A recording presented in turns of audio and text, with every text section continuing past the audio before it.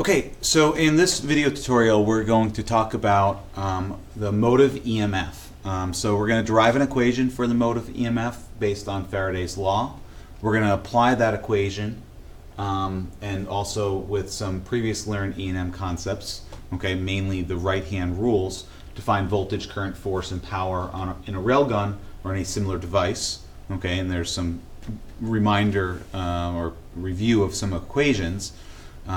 And then plot flux as a function of time for any given situation, and then plot EMF based on that flux as a function of time. Okay, so let's get into it. So we have this example here. Okay, and so we have a loop of wire with this bar that's being able to slide across these rails. Okay, so we have a conducting bar and it's sliding to the right at a velocity of 2 meters per second. Okay, so that's a constant velocity to the right. So now if we just imagine, okay, what's going to happen inside of this bar, we have a positive charge, okay, that we want to kind of talk about this conventional current.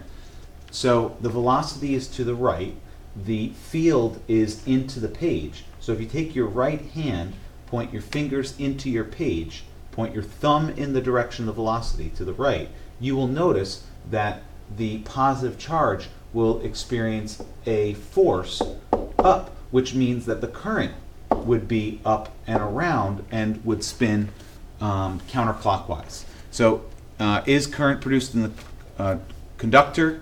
Okay, the answer is yes. And so there's an F of B on the positive charges, okay, and in what direction, and then we said it's counterclockwise. Now it's important to realize here, you might be asking like, well, is that positive charge that just pick a proton in that material, is it moving? And if the bar is moving, that positive charge is moving. Remember, the requirement for a magnetic force is moving charges in a magnetic field.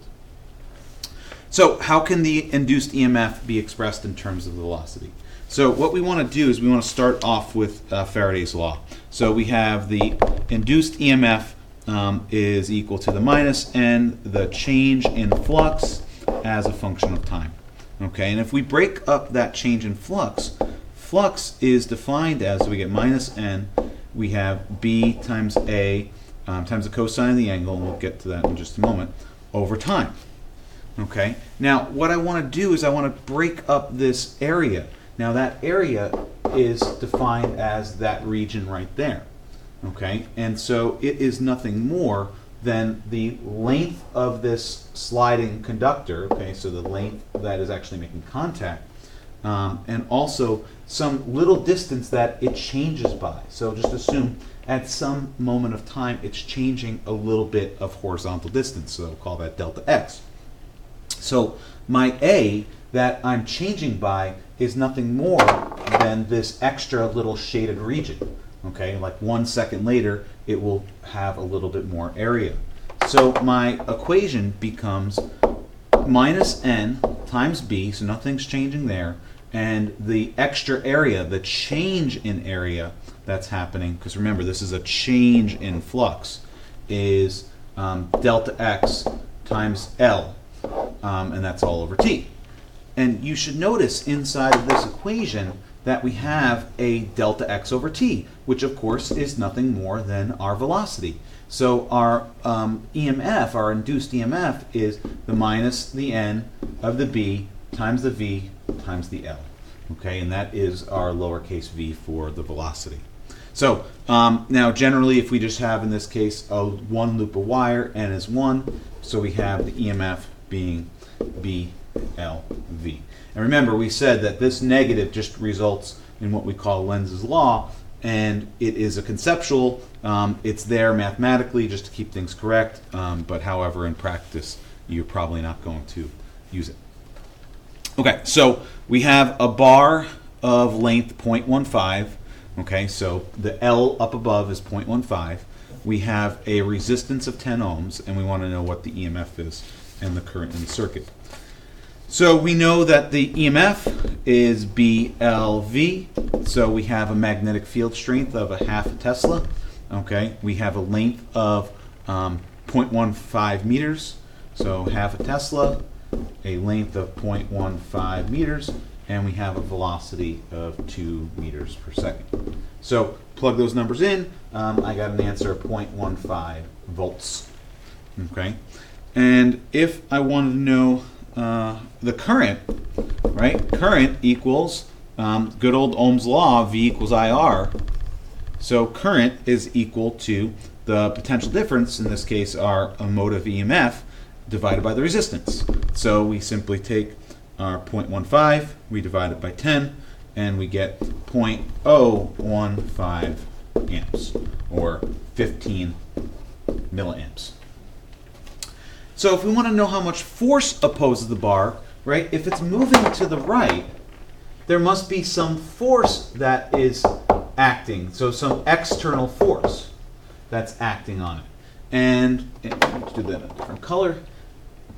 Now, but if it just has a force acting on it to the right, then there's no way that it would move at a constant velocity. Okay, so there's got to be some opposing force in order for that to happen.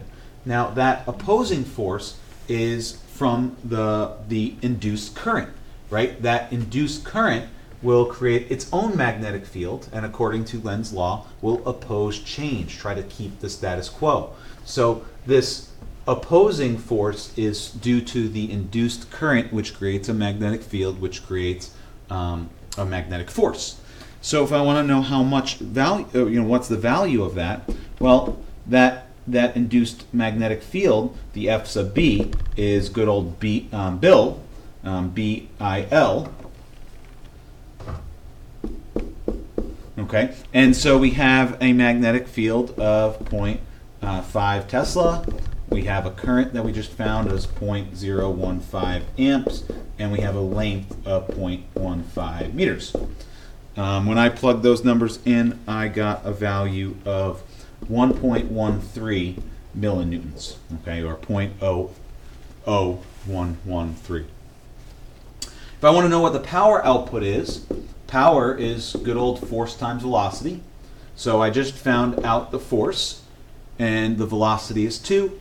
I got a value of 2.25 milliwatts.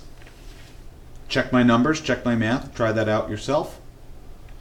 Now the power input, okay, P, the input is I times V, a couple different ways of doing this. So if you do I times V, we have I up above, the 15 milliamps, we have V, the induced EMF. You will notice you get 2.25 milliwatts again. Now that shouldn't be too surprising. Okay, this is going at a constant speed, so there's no change in kinetic energy. So the power in has to equal the power out, so there's no change in total energy.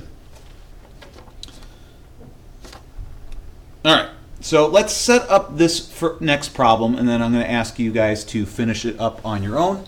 Okay, we have a square coil of side 5 centimeters, contains 100 loops, and is positioned perpendicular to a 0.6 Tesla B field.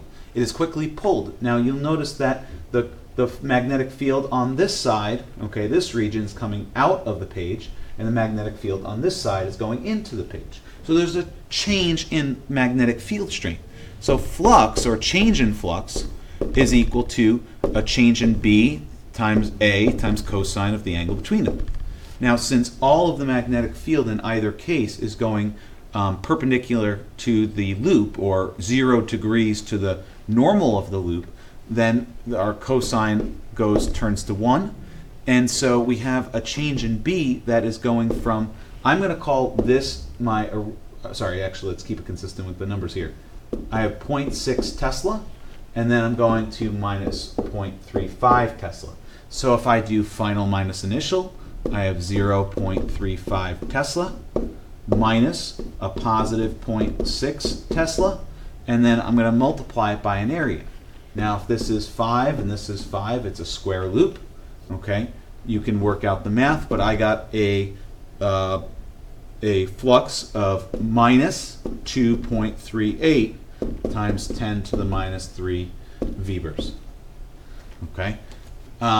So what I'll ask you guys to do now is finish up the rest of these, A through D. We'll compare answers in class tomorrow. And thanks for listening. Have a good day. Bye-bye.